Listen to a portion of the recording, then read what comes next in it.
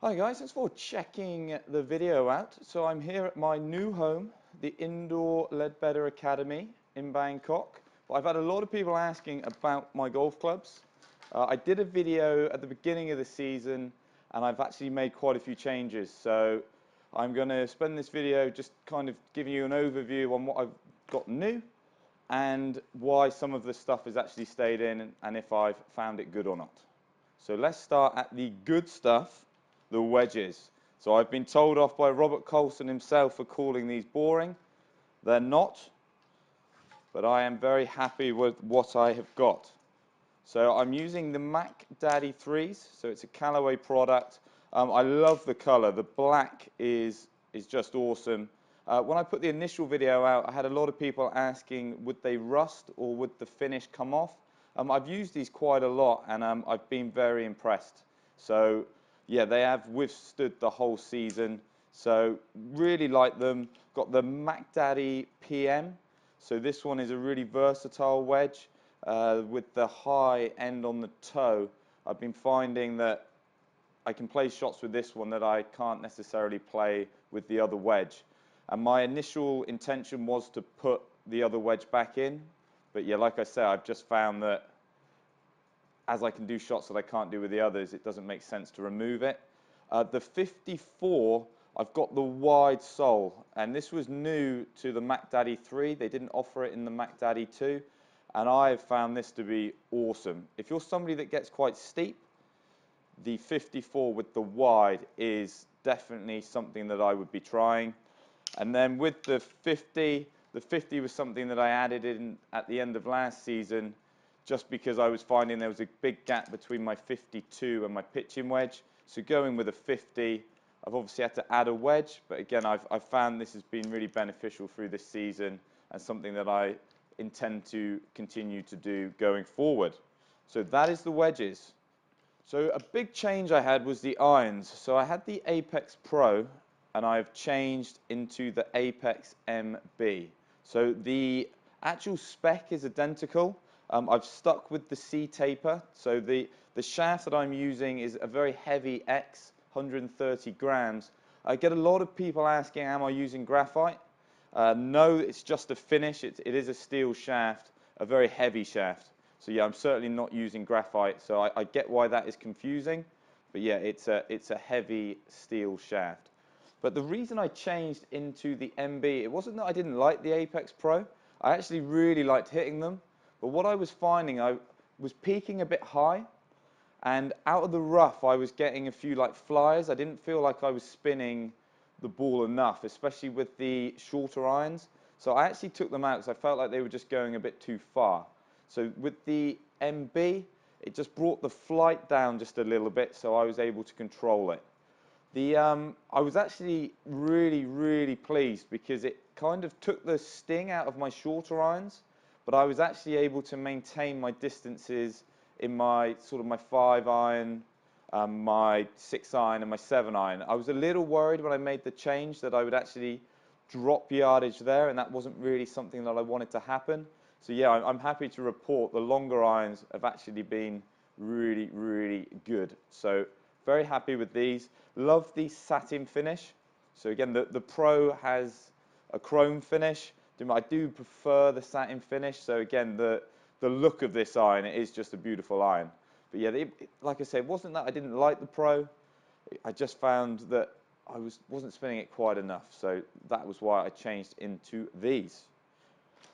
You'll notice how I've stuck with the 4 iron in my UT. So I'm using an Apex UT 24 degrees. I've really enjoyed using this club this year. It's puts a big gap between my 5 iron and what is a 4 iron in the current set, whether that be in the Pro or the MB. So I like that it splits it up and it gives me a bit more versatility. Also a lot easier to hit that high ball. So I feel like I can manipulate the flight quite low. So like if I'm hitting it off the tee and want it to chase down the fairway, I feel like I can hit it low. But I also feel like I can hit that moon ball into like a par 5 if it is required. So yeah, this is a real good club. Something that I would certainly think about using if you're looking for a new set is go to 5 iron and then either put a utility or a hybrid, something that's going to give you bigger gaps, easier to hit, and probably going to allow you to launch the ball better. So yeah, something that I would certainly consider if you're looking for a new set. Let's get into the boys at the top. So the woods that I'm playing, I've actually changed 2 of the 3. The Apex hybrid, so this is the 20 degree, has been awesome.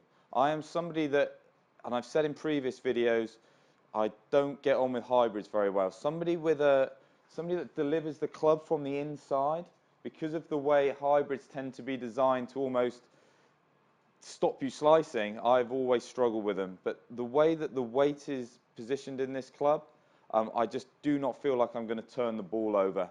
And what that means is I can use it. If you've got a hybrid and you're afraid of hitting a turnover hook, there's just no point of having it in the bag, because you're never going to hit it off the tee, because you're not going to feel like you can hit the fairway, and you're going to feel vulnerable going at par 5s. This club, like I say, it's definitely by far the best hybrid that I've hit. I've got quite a heavy shaft in it. It's a Rip X, so an Idilla. Again, feels great. I've got the green grips. So this is a Callaway special. It's made by Lampkin. I think it's a UTX. So nice feeling grip. It's a standard grip, but I've got 4 layers. So that is what I've got on all of my clubs, bar my driver, where I have got a similar one. I actually changed the grip over because I was messing around with the settings. So the Callaway arrow wasn't flush down the center, and it was just a bit off-putting. So that was the reason why I changed the grip. But well, now I'm talking about it, let's skip straight to the driver. So the driver that I'm currently using is the XR16, but it is the Sub-Zero. I was really fortunate to get this one in my hands. It's being used by a few tour pros, most notably Phil Mickelson.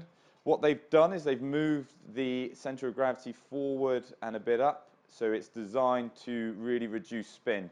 I'm someone that has really struggled with spin in the past, so by playing this club, yeah, I've just thought it's just been really helpful.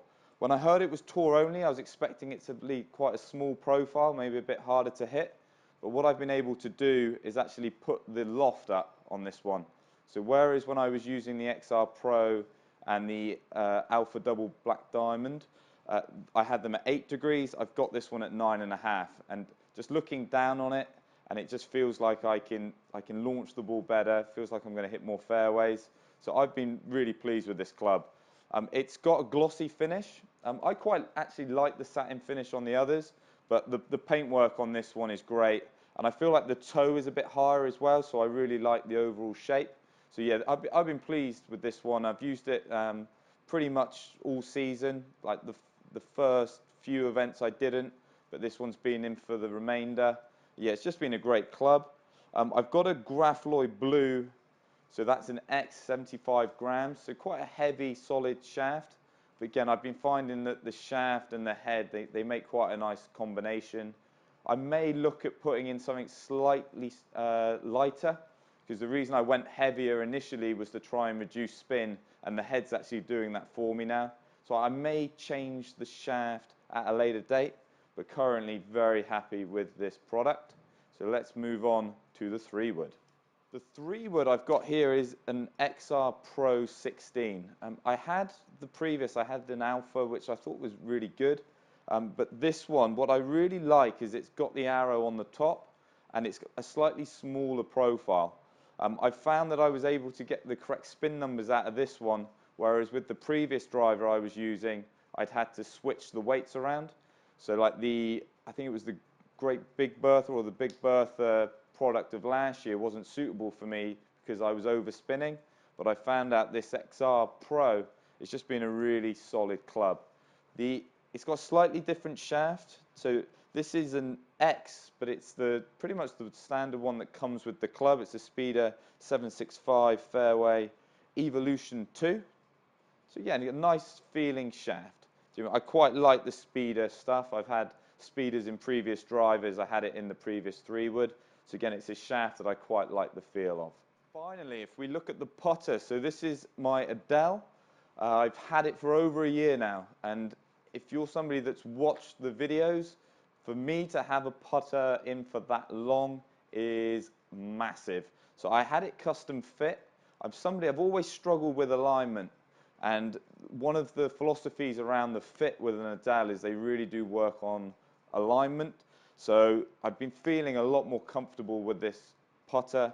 I have putted so much better this year than I had in previous years.